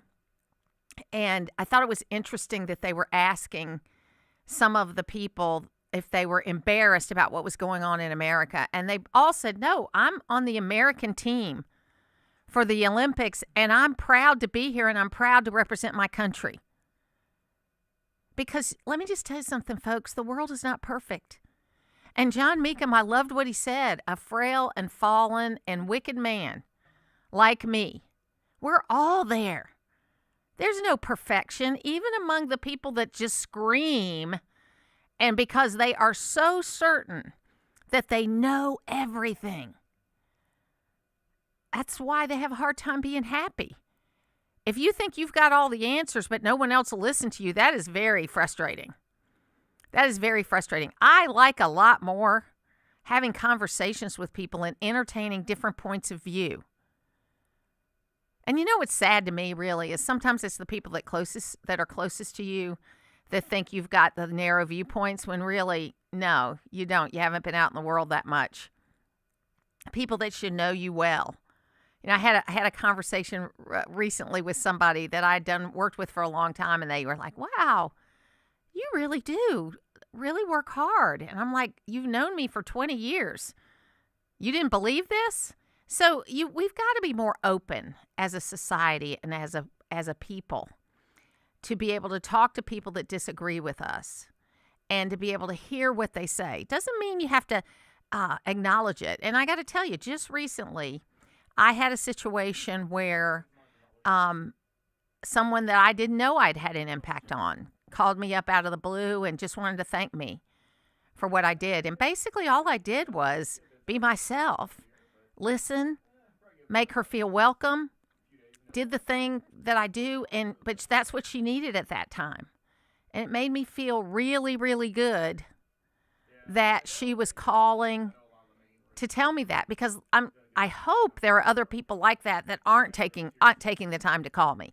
Because Lord knows, you remember the people like the guy that criticized me on Fox 5 and I had a long-time person that I had been involved with in a business way that just out of the blue called me up and blew me out of the water about something that I didn't even know what she was talking about, and then would not have a face-to-face conversation with me, to the point that she's one of only 2 people that I have ever blocked from my phone, because she wouldn't have a conversation with me, but she continued to send me very detrimental text messages. And my number's out there, and I really don't get abused on my phone.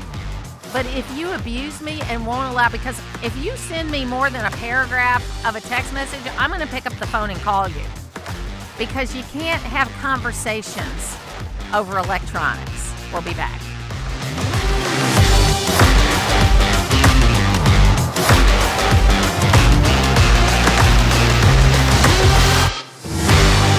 Looking for real farm fresh meat? At Potts Family Meats, we bring you beef the way it's meant to be. Raised locally, cut fresh, and packed with the quality only a family operation can deliver. From thick, juicy steaks to tender roast and the freshest ground beef in town, Potts Family Meats brings the farm straight to your table. No shortcuts, no long-distance shipping, just honest, homegrown beef you can trust. Stop in today and taste the difference, or shop online at pottsbrosfarm.com to schedule your delivery. Potts Family Meats, farm fresh, family proud, always local. Hey, can you blow up some balloons for Jack's party? I can't. I'm so congested. You need Sinex Saline from Vicks. Sinex Saline Nasal Spray? Yeah, just Sinex. Breathe. Sinex Saline instantly clears everyday congestion associated with colds and year-round allergies with a gentle, ultra-fine mist that's no mess and easy to control. Daddy, we need more balloons. On it. Enjoy life's important moments without congestion. Try Sinex Saline from Vicks. Just Sinex. Breathe. Use as directed. Welcome back to Winter Hack Radio, the place for clever hacks to survive the season. Icy driveway? Well, try spreading sand or birdseed to help with traction. Snowy puppy paws? Well, grab a whisk, brush it off, done. Catch COVID-19? Well, just get...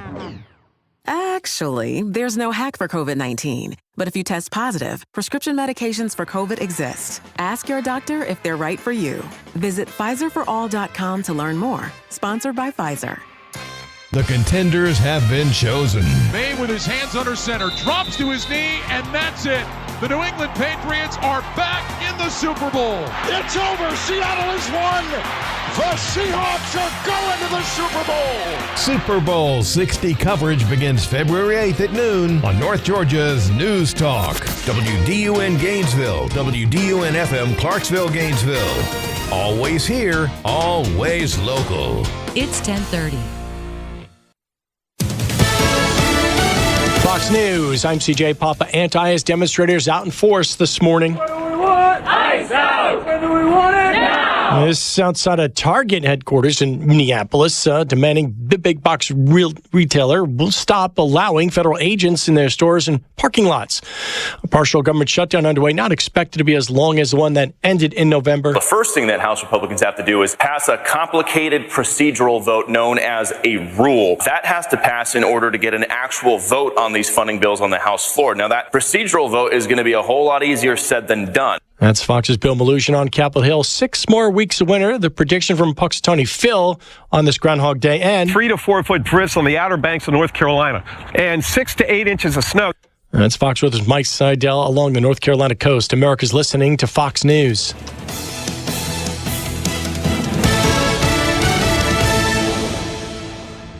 Always here, always local. From the Access WDUN Hardy Chevrolet Newsroom, I'm Steve Winslow, and a Gwinnett County police officer is dead, a second critically wounded during a Sunday shooting in Stone Mountain. Both Gwinnett County police officers were shot around 7:30 a.m. as they were investigating a fraud claim at the Holiday Inn Express on East Park Place Boulevard near Stone Mountain. Gwinnett Police Chief James McClure said during a press conference Sunday, "We know that the life of an officer was taken, so that you would be looking potentially at a murder charge. There will be a host of charges that are to come. The GBI will determine the appropriate charges." McClure calls the attack against the killed officer, 25-year-old Pradeep Tamang, and seriously wounded officer David Reed unprovoked. A suspect is in custody, 35-year-old Kevin Andrews. House fire in White County Sunday afternoon remains under investigation by Georgia State Fire Marshal's office. This happened along the 5200 block of Highway 129 south in Cleveland just before 5 p.m. Several White County and City of Cleveland crews responded in mutual aid. And Monday was Groundhog Day, and for many who follow the furry rodents for their predictions as to whether or not there'll be an extended winter, usually in the U.S. you go to Punxsutawney Phil. Is he the main source? If so, he reportedly saw his shadow today, meaning 6 more weeks of winter. There's others in the mixed reactions here in Georgia alone, as Yona the groundhog at White County's North Georgia Wildlife and Safari Park did not see his shadow, calling for a quicker, warmer spring, while General Beauregard Lee joined Punxsutawney Phil.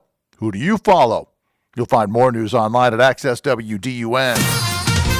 Now here's your Access WDUN weather forecast. Lots of sunshine. That's our plan this Groundhog Day Monday. Mid-40s for highs, upper 20s by early tomorrow morning. From the Access WDUN Weather Center, I'm meteorologist Holly Strano. In Tiger, 31 degrees, Decula with 35, and in Gainesville, 33. From North Georgia's News Talk AM 550 and FM 102.9 WDUN. Have you ever been at your wit's end over your identity? Hi, this is Whit Martin, pastor of Asbury Chapel. Life takes us through ups and downs, testing and challenging who we are and even who we think we are. Identities can seem to fluctuate, which means there is a bit of trying things out. But when our identities are grounded in Jesus Christ, we discover our true selves, and with that comes confidence and peace. The Bible says in 2 Corinthians chapter 5, verse 17, "Therefore, if anyone is in Christ, he is a new creation.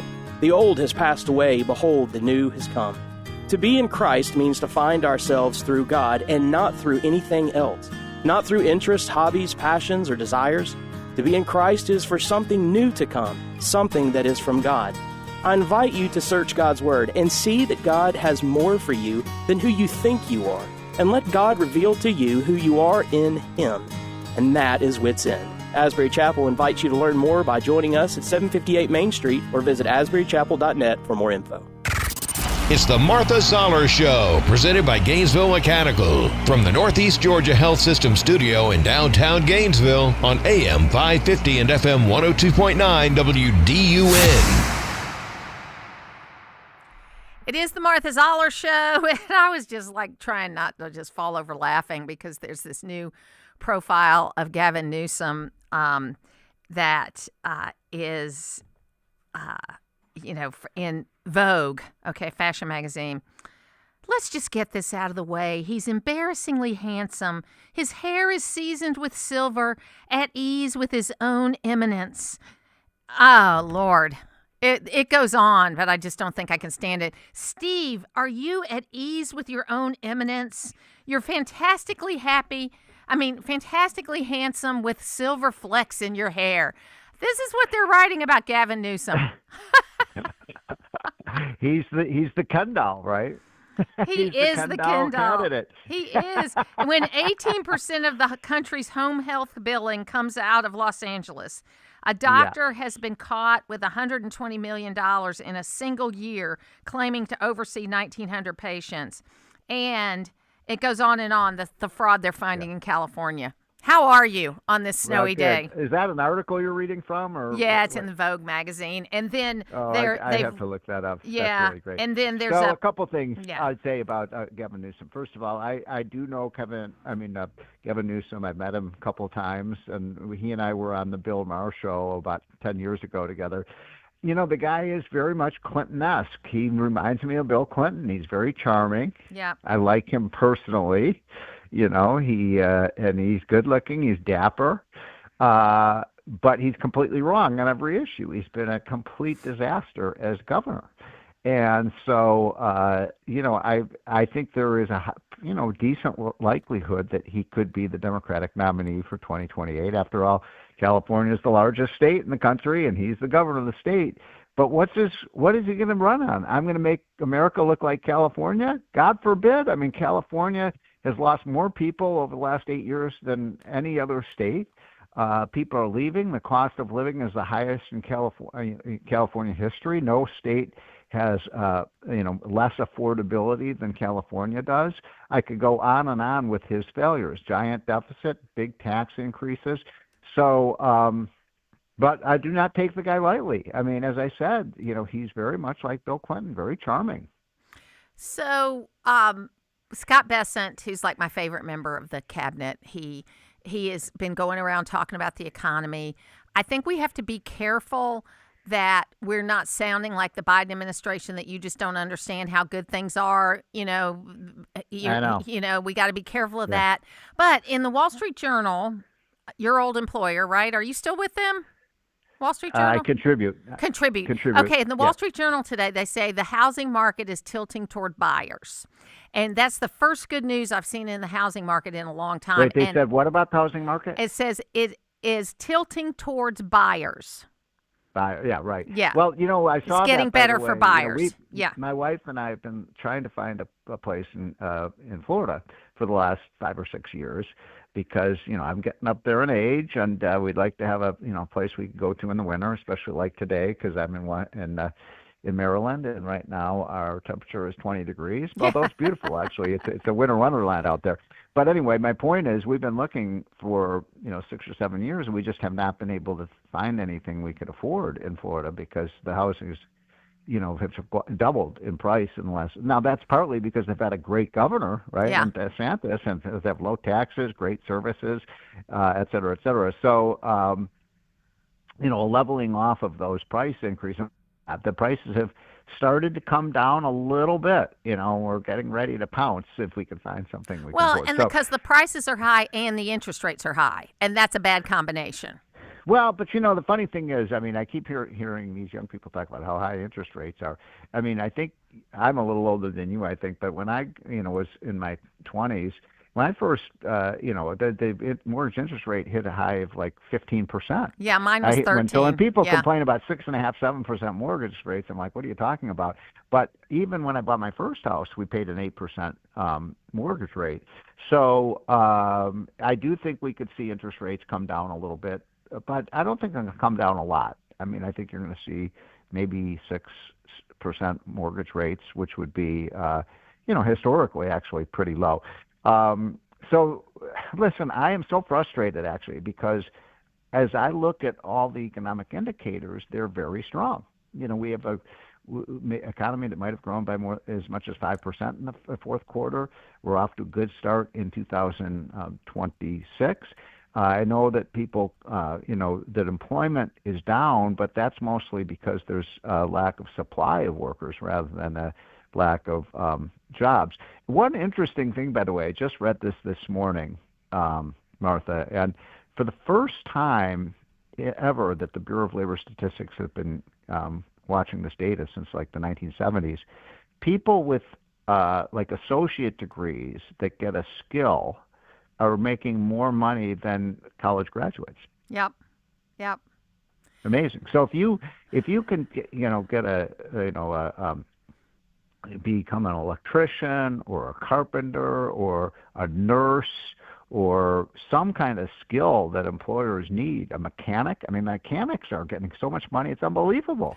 Well, so, and we're in Georgia, I'm on the State Board of Education, and one of the things we do is we have these what's called CTAE programs, which is career technology, agriculture, and energy, I think is what it is, CTAE. And what's great about it is, we have our local high school here has a farm they run, because agriculture is the biggest business in Georgia. And so they teach kids how to work on farms and how to manage farms. We also take the math skills for construction and other welding, that kind of thing, and we start teaching them in the 5th grade. Yes.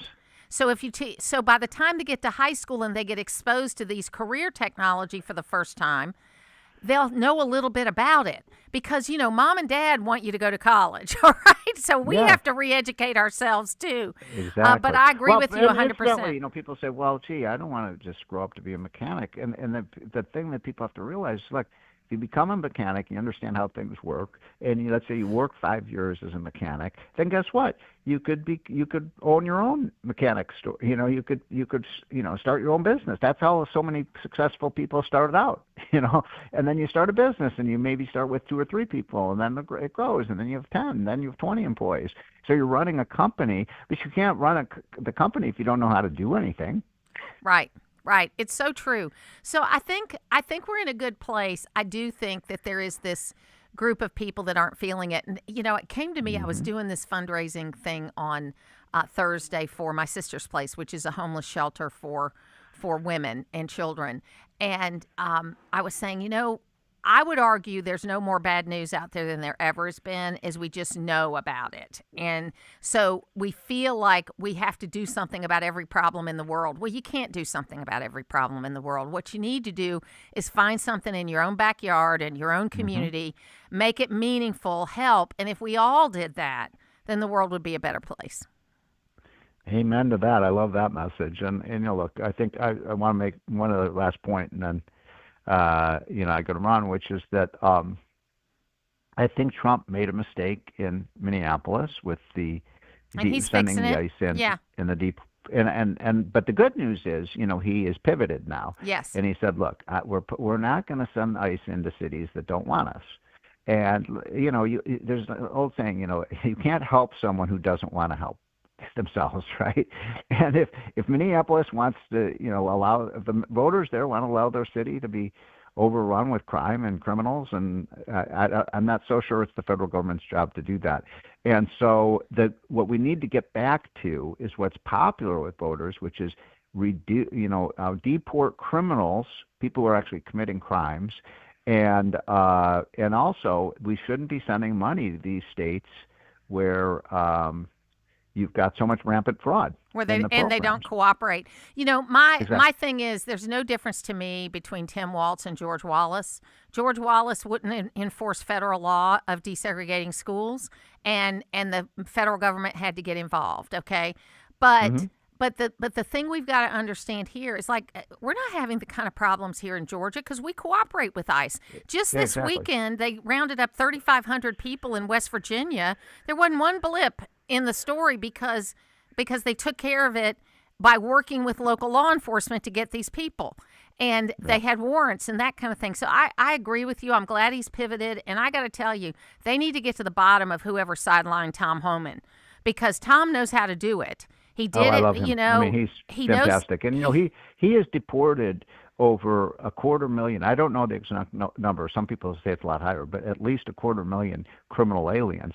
And I just was looking at these numbers this morning, Martha. The crime rate in the United States in 2025 was the lowest it's been in 25 years, violent crime. Thank you, Tom Homan. Thank you, Pam Bondi. They're doing an amazing job of keeping America safe. And so that's part of the record of Trump that people don't talk enough about. Yeah, absolutely. So I hope it's gonna. I hope it's going to get better. I know it will. It'll get warmer. It'll get better. People will feel better. We got the 4th of July coming, and then the Olympics is coming next week. Make people feel better about what's going on, and then we just got to keep our nose to the grindstone, Steve. Amen. Amen. Thanks for being with Stay me warm. today. I will. Talk to you later. We'll be back. What you see is what you get. I call it like I see it. What's right is right and what's wrong is wrong, ladies and gentlemen. We have always believed that on this radio program. It's Todd Starnes, weekdays at noon on AM 550 and FM 102.9 WDUN. Rise and shine with M&R Equipment and Rental. Your project success is our first job of the day.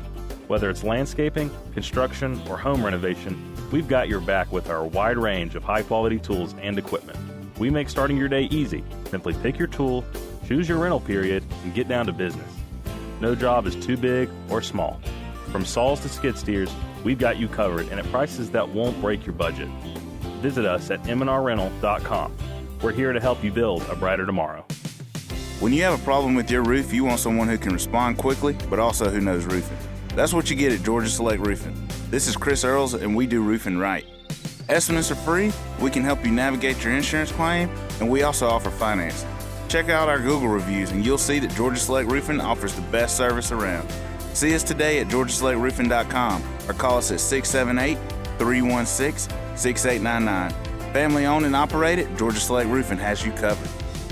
You wouldn't want someone you couldn't trust working on your family's HVAC and plumbing, so why would you call anyone but Gainesville Mechanical? They're your local, most trusted and award-winning HVAC and plumbing company in North Georgia. From maintenance appointments and clogged drains to plumbing emergencies and new system installations, their team is ready to serve you. And with their customer assurance maintenance plan, you can receive discounts, priority scheduling, and 24/7 no overtime rates. Gainesville Mechanical and Bryant, doing whatever it takes since 1989. No one knows more about North Georgia and its real estate than the Norton Agency.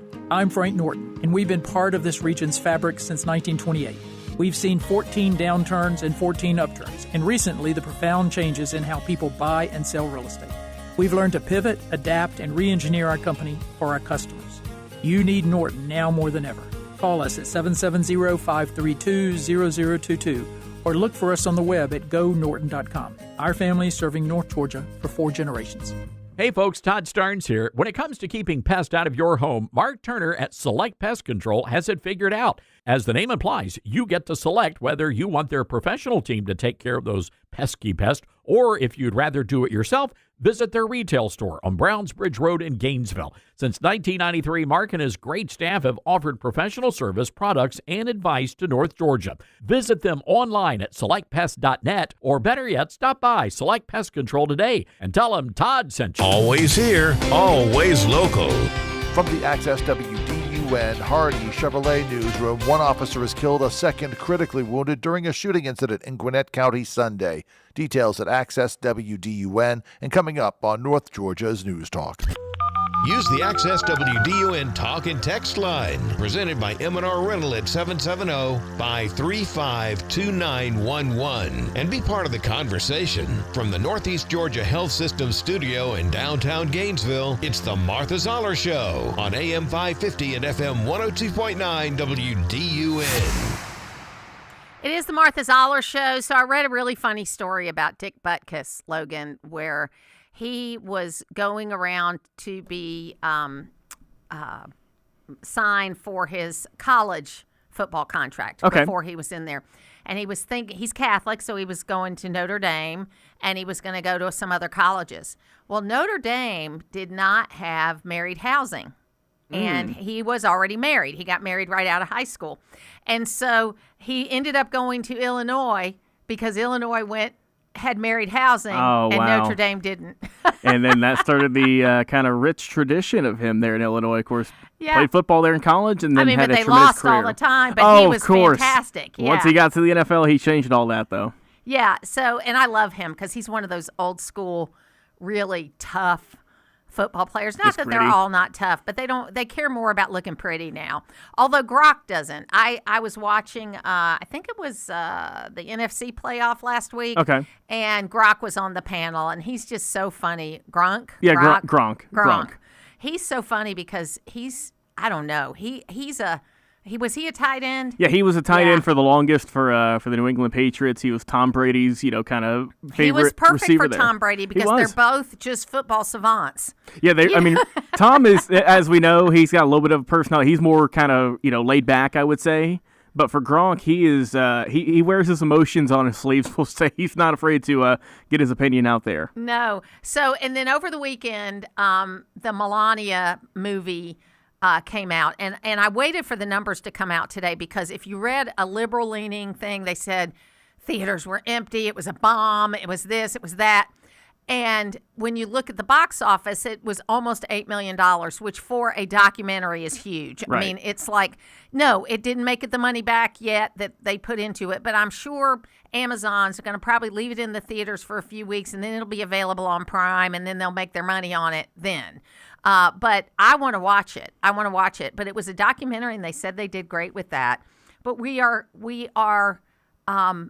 growing into or leading up to the Super Bowl on Sunday. I'm so confused because the college game was on Monday, and they've had playoff games on all different days of the week. But it's going to be Sunday, right? Yes, it is going to be Sunday night. And it's kind of a weird game, isn't it? I mean, it is a little bit. It's a rematch from a coastal, but right? It's like a North Coastal. Right. Yeah. And like I said, it's a rematch from 11 years ago, I believe, with Seattle and New England. So they do have a history here, and New England won that game. And for Seattle, they're hoping to kind of, break the mold and get their first championship. For New England, look, they're kind of the Yankees or Alabama of the NFL because of all the, we just mentioned Tom Brady, all the titles they won. Well, during the Brady era, what did they go, 10 times I think something like 9 that? or 10. It was crazy. You lose track at that point. Yeah, they were just dominant. There has not been a dominant football team, professional football team like the Patriots.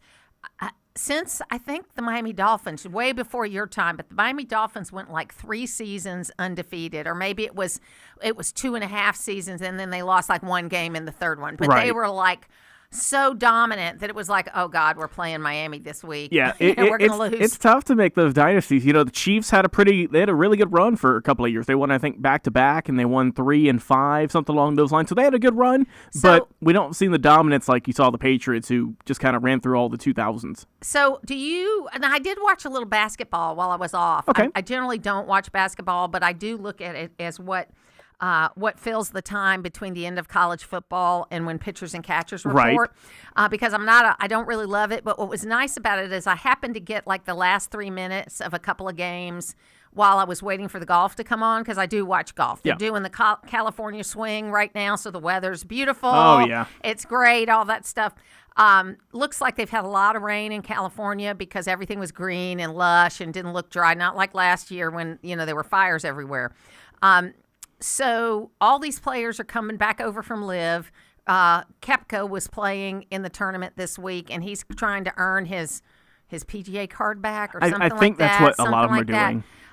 And Rory McIlroy made this. He was doing this kind of tournament golf. He's doing this weird thing where he's going around the country in these three-person teams. Yes. And it's kind of like a reality game almost. I haven't been able to figure it out yet, but he was asked about it because he's been pro PGA the whole time. He defended it. He took a lot of you-know-what about it.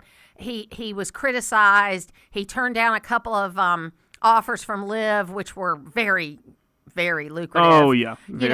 Because he was number one until Scheffler took that over. So he was doing great.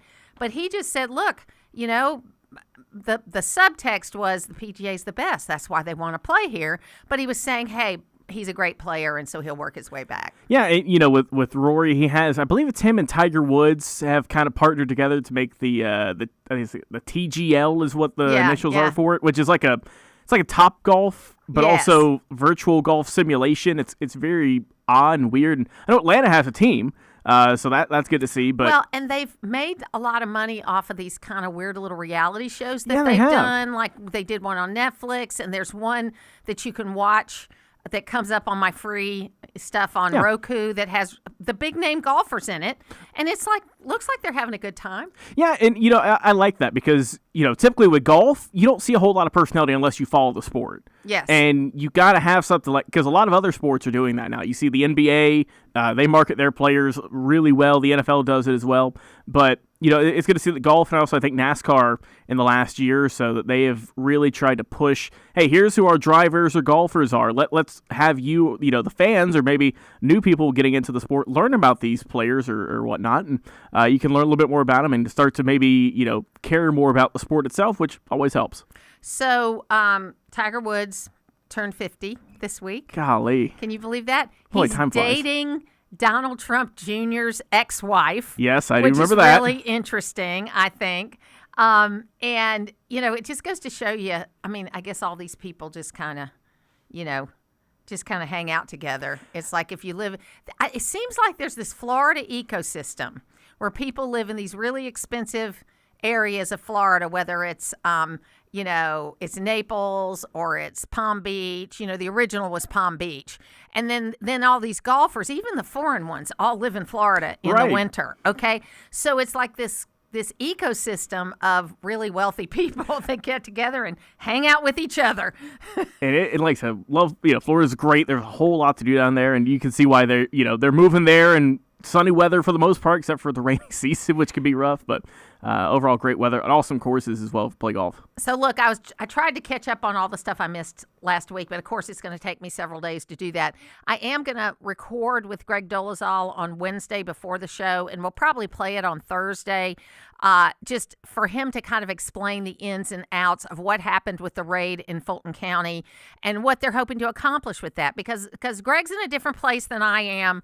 I just want to, I don't think we need to get to the bottom of it. I think that the justification of the kind of ramifications of this was Trump being reelected in 24. And I think he's better, honestly, than if he had done 2 continuous terms, because he would have still had to deal with COVID for half of his second term if he'd been elected in 2020. So I personally think it was a blessing, and that God knew what he was doing when he split these terms up, because I think God's got control of this kind of stuff. So we're going to talk about that with Greg later on in the week. We've also got some other great guests that are planned. But tomorrow, Macy Rutledge is going to be joining us, and we're coming up on the 2nd anniversary of the death of Laken Riley. And in Athens, for the last 2 years, they've had this run called the Run for Your Life Run in honor of Laken Riley. And we're going to talk about that, and we're going to also talk about remembering her as we come up on this anniversary. Have a great day. I'll be back tomorrow. We're always here, always local.